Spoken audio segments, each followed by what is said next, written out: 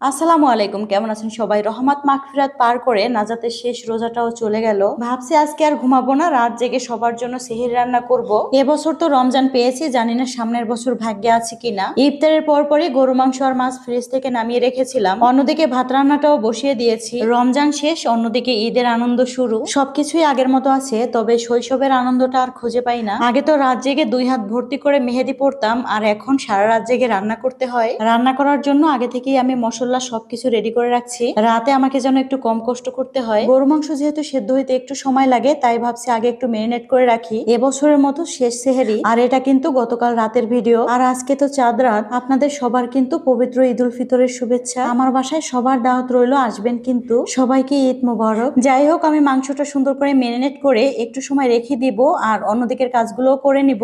আজকে অনেকদিন পর ফিশ ফ্রাই করব, আর এই ফিশ ফ্রাইটা কিন্তু খেতে অনেক ভালো লাগে। তবে একটু ছোট ছোট করে কেটে উপর থেকে সব মশলা ভালো করে দিয়ে দিতে হবে। অন্যদিকে মেরিনেট করা মাংসটাও আমি চুলার উপর রান্না বসিয়ে দিব।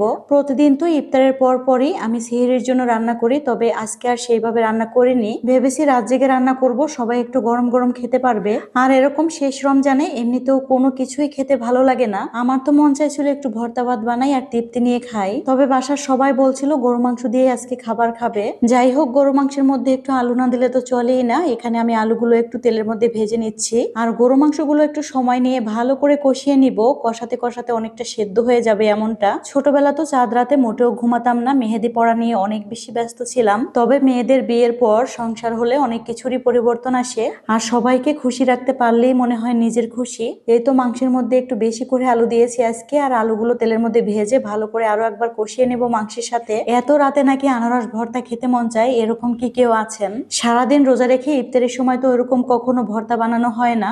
আপনাদের ভাইয়া একসাথে অনেকগুলো আনারস আনছিল, তবে আনারসগুলো তেমন একটা মিষ্টি ছিল না। দেখবেন যে আনারসগুলো একটু টক থাকে, তেঁতুল দিয়ে ওই আনারস ভর্তাটা অনেক মজা হয়। তবে মজার ব্যাপার হচ্ছে আমরা অনেক মানুষ, আর মাত্র একটা আনারস ছিল শেষ মুহূর্তে। তবে আনারসের ভিতরে যে একটা অংশ থাকে সবসময় তো ফেলে দিই, জামাই বলছে এটা না ফেলে নাকি খাওয়া যায়। ইদানিং তার কাছ থেকে আমি অনেক কিছু শিখছি, তবে খেতে কিন্তু খারাপ লাগেনি। আর এই তো তরকারির মধ্যে একটু বেশি করে পানি দেওয়ার আগে আমি ভালো করে একবার কষিয়ে নিচ্ছি। এত রাতে আনারস তো কেটে নিলাম, তবে ভর্তা বানানোর সময় ভিডিওটা করতেই ভুলে গিয়েছিলাম। আপনারা তো অনেকেই বলেন, আপু আপনি সারাদিন কি করেন, শুধু তো ভিডিও বানান। আমার সংসার কাজের পাশাপাশি ভিডিও বানাই, তাও কিন্তু মাঝে মধ্যে এভাবে ভুলে যাই। দেখবেন গরু মাংসগুলো মেরিনেট করে রান্না করলে খুব সহজেই সেদ্ধ হয়ে যায়। এটা কিন্তু কম বেশি আমরা সবাই জানি, তবে সময়ের অভাবে এই কাজটা তেমন একটা করা হয় না। এখন রাত প্রায় 3টা বাজে, আর আমার রান্নাটাও প্রায় হয়ে গেছে। তবে আজকে যতই সকাল সকাল রান্না করি না কেন, আজকে কিন্তু ঘুম হবে না। সেহরি খেয়ে ফজরের নামাজ পড়ে একেবারে সকালবেলা ঘুমাবো। তো যাই হোক, সবাই ভালো থাকবেন, আমাদের জন্য দোয়া করবেন। আজকের ভিডিওটি এ পর্যন্ত।